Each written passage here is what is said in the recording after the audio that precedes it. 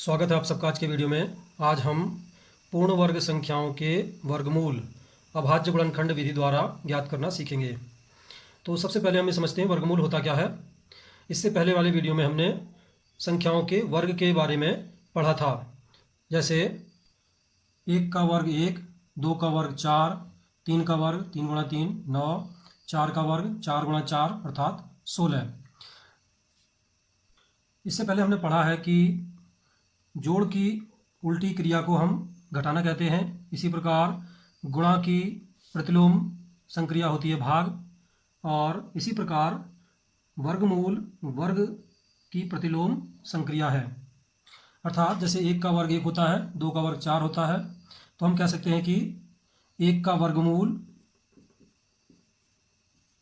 बराबर 1, 2 का वर्ग 4 है अतः 4 का वर्गमूल 2 होगा। इसी प्रकार 3 का वर्ग 9 है अतः 9 का वर्गमूल 3 होगा।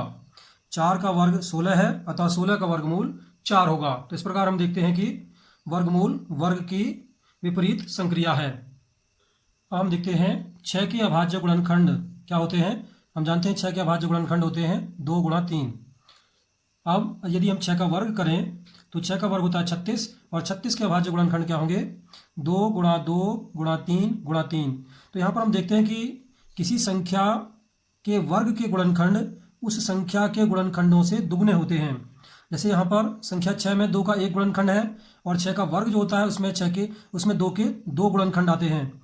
इसी प्रकार संख्या 6 में 3 का एक गुणनखंड आता है, और 6 के वर्ग अर्थात 36 में 3 के 2 गुणनखंड प्राप्त होते हैं। तो इस प्रकार हम कह सकते हैं कि किसी संख्या के वर्ग के अभाज्य गुणनखंडों की संख्या उस संख्या के गुणनखंडों की संख्या का दुगना होता है। प्रत्येक गुणनखंडों की संख्या दुगनी होती है। वर्गमूल का चिन्ह इस प्रकार होता है। आइए अब हम संख्या 196 का वर्गमूल ज्ञात करते हैं। तो सबसे पहले हम 196 के अभाज्य गुणनखंड कर लेते हैं। 196 का अभाज्य गुणनखंड करते हैं। इसके इकाई के स्थान पर 6 आ रहा है तो 2 से कटेगा ये। 2 9 18 बचा 1, 16 हो गया, 2 8 16। अभी फिर ये 2 से कट जाएगा, 2 चौके 8 बचा 1, 2 9 18। अब ये 7 से कटेगा, 7 7 49, फिर ये 7 से विभाजित हो जाएगा एक बार। तो हम देखते हैं कि 196 के जो अभाज्य गुणनखंड होते हैं ये हमें प्राप्त होते हैं 2 गुणा 2 गुणा 7 गुणा 7। अब हम क्या करते हैं, हम जानते हैं कि किसी संख्या के वर्ग में गुणनखंडों की संख्या उस संख्या से दुगनी होती है।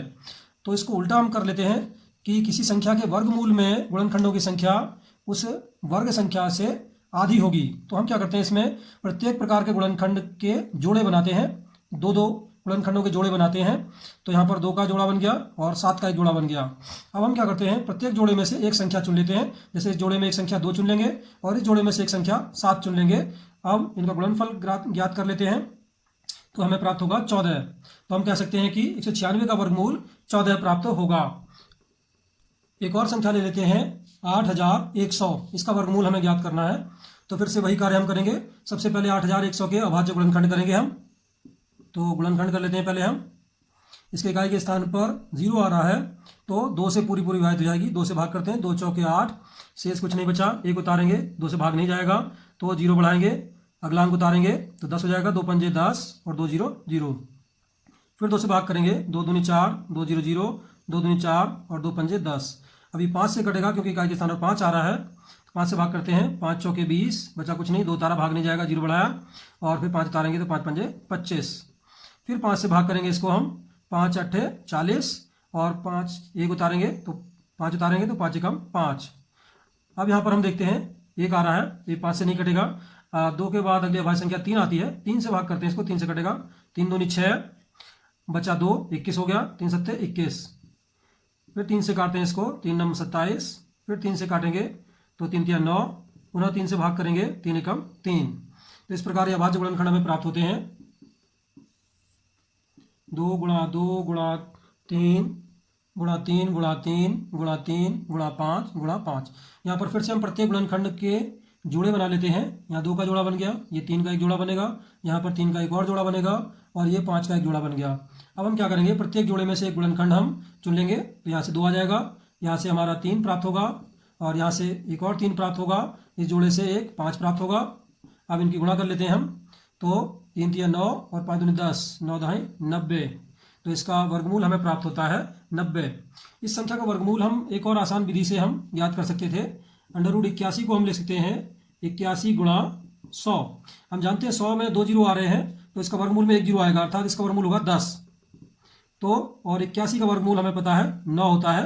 9 का वर्ग 81 होता है, तो 81 का वर्गमूल 9 हो गया, तो 9 गुणा 10 हो गया, अर्थात 90। तो इसको आप आसानी से जल्दी से कर सकते हैं। जिनके अंत में अगर जीरो आ रहे हैं, 2 जीरो आ रहे हैं, तो उनको इस विधि से भी हम आसानी से वर्गमूल याद कर सकते हैं। यदि आपको यह वीडियो पसंद आया हो तो इसे लाइक करें, शेयर करें और हमारे चैनल को सब्सक्राइब करें। धन्यवाद।